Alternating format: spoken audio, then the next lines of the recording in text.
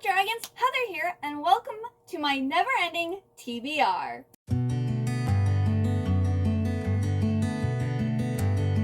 So today I'm going to be talking over my May TBR. I'm kind of super excited for this, but at the same time, I'm kind of going to have to do the same thing as April, but different. In April, I had a whole bunch of books that I still had to read from March. And while I have read a few more of those, I'm still not finished with my March TBR, and I also still have quite a few books from my April TBR. So I'm basically just going to be adding books that I have to read in May, and then try to finish my May and April TBRs. That is the hope, the prayer, the dream. And so hopefully in June then I can actually start randomizing and randomly choosing books and stuff again. But we'll see what happens. Hopefully we can get these books read. So I'm going to go over what I'm currently working on and that I think might get read, or hopefully will get read before the end of April, because I'm filming this on the 27th, so I still have 3.5 days left of the month. I'm hoping I get some of these read. The first book that I'm positive I'm gonna get done before May is The Tenant of Wildfell Hall by Anne Bronte. I know in my April TBR video, I said I didn't think I was gonna get this read in the entire month of April, and it would have to probably carry over into May. Well, I'm actually, as of today, on chapter 51, and there's only 53 chapters. So reading 2 chapters a day has helped me actually get through all this, and I'm really enjoying this. So this will hopefully be done before May. I'm listening to Drown Me with Dreams by Gabby Burton, and I'm halfway in, and I think I only have 2.5 hours left or something, so hopefully this will also get finished before May. And then this wasn't on my TBR. I saw it at Barnes & Noble, and I put a hold on Libby and it came in, so I decided to read it. It's Cats People. This is another one I'm planning on finishing it today, and it is really, really cute. It's about this black cat who lives on the streets, and there's these 5 different people who lives are all connected through this cat, and so you get each person's perspective and then also the cat's perspective, and it is so cute. I'm worried though, but by the end I might cry. So this is a literary fiction book, and so far it's really, really good. Then this was on my April TBR. I had started in March. I think I read the first chapter. Now I'm on chapter 12. And I don't know what it is. This concept for this book sounds really cool, but when I'm reading it, I don't want to keep reading it, and I think it's the writing style for me. So I might end up DNFing this, but I want to try to give it another go because it just sounds so cool. It's about this family who is in charge of these bells, and they have to make sure that I think it's at 1 a.m. and 1 p.m. they have to make sure that the bells don't ring, and they have to cut off the clappers, because if the bell rings, it awakens this evil god who had to be put to sleep or something because of the bad things that they were doing. Well, it ends up their main girl character, her bell ends up ringing, and I think 1 a.m. in the morning after she had already cut the bell or the clapper, so it shouldn't have rung. And then we have saints, and we have gargoyles that come to life and are attacking people. It's a really cool concept, but I'm just not really getting into it for some reason. And then Fearless was also on my April TBR. This one I got 53 pages in. I just stopped in the middle of a chapter. I'm super excited to read this, but I just wasn't in the mood for it. I didn't want a quick YA story. I was looking for something with more depth to it. This definitely will not get read before May, because I've barely read any of it at all, and I'm still not really in the mood for it. I want to know what happens. This is the final book in the Powerless trilogy by Lauren Roberts, and everyone's talking about it, so I'm sure you all know what it is. Then, I'm hoping to get this one finished before May, because it's less than 400 pages. This is one that was also from my March TBR, so I'm really hoping to get to this one. And then, I'm hoping I can then start one more book, but I don't know which one I want to start, and I guess technically will be my first finished book of May. So I'm struggling between Cruel is the Light and A Crown So Silver. This one continues the series, and I did really like the first book. I didn't love it as much as I thought I would. It's kind of like a Swan Lake retelling, and it's romantasy. And then this one here is a YA book from Fairy Loot that is demons versus humans, and it has the church. And I was looking at reviews, and it looks like neither of them really... they don't have bad reviews. I think this one's a 3.78 and this is a 3.6 something. So this one has better reviews, and it continues the series. So I might do this one. So one of these will either be read before May or it will be my first book of May. I've got the audiobook for Defy Me, so this will probably be my first audiobook of May, but this is on my April TBR. Unforgiven is carrying over from April. Magnolia Park's The Long Way Home is also carrying over from April. Bitter Blood by Rachel Kane is carrying over from April. The Shadow Bride by Shelby Mahern is carrying over from April. The Ragpicker King by Cassandra Clare is carrying over from April. And Dead of Winter by Crazy Cole is also carrying over from... I don't know if I actually put this on my TBR. Did I put this on my TBR? Yes, I did. So this is also carrying over from April. For my March TBR, I still need to read Of Goblins and Gold by Emma Hamm. And then the other 3 books I've already mentioned. So those are all of my carryovers. That's why I really can't add that much more for May, because it would just be out of control. There are some books that their sequels are coming out in May, and I want to read the first books that I already own to see if I actually want to continue the series or not. So I need to read Snow Globe by So Young Park.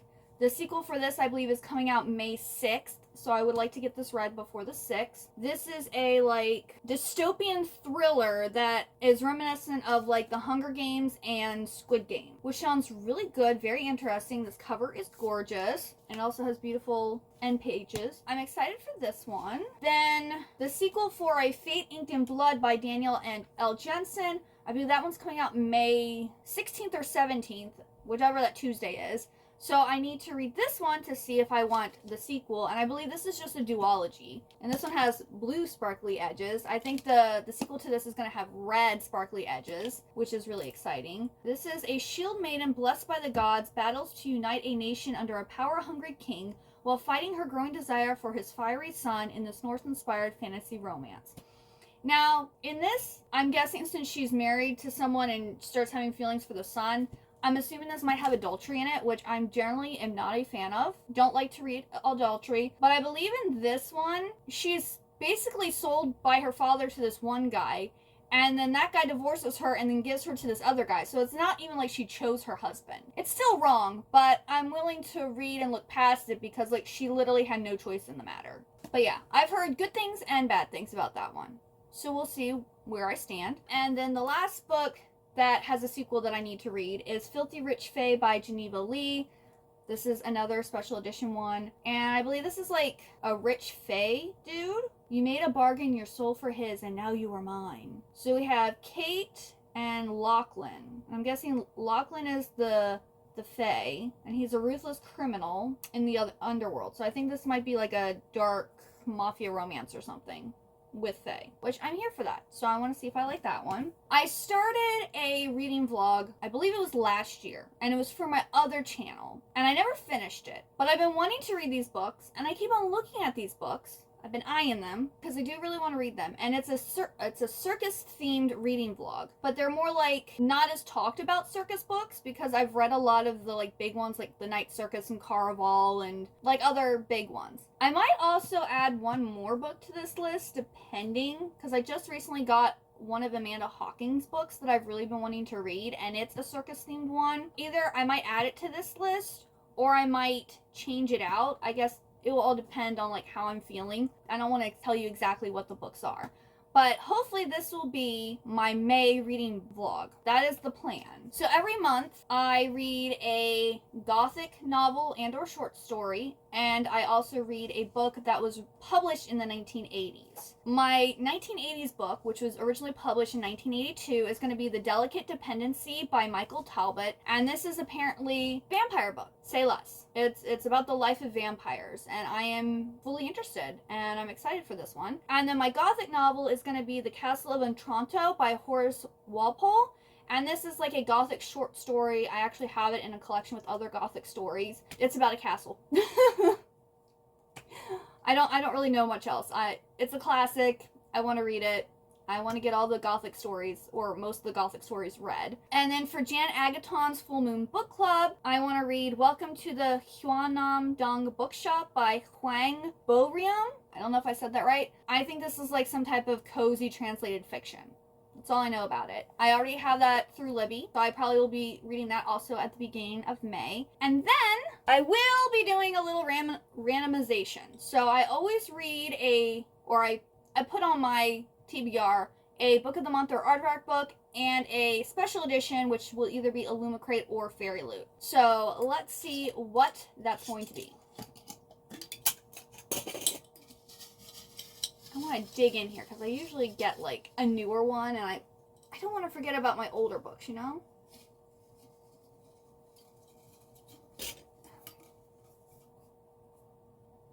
A Fire in the Sky.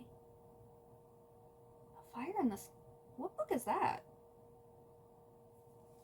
I don't even remember that book. Hang on, let me go find out. I was hoping to get an older book, but that didn't actually work. I think this is February's. No. Maybe this was November. I think this was the end of last year. But this is from the Fairy Loot Romantasy subscription. So this is A Fire in the Sky by Sophie Jordan. It says, magic is not dead, it is only sleeping, and it will take one ordinary girl with an extraordinary destiny to awaken it. So yeah, it's a romantasy that has dragons. Interesting. Okay, so this is the special edition for May. Now for our book of the month or aardvark pick.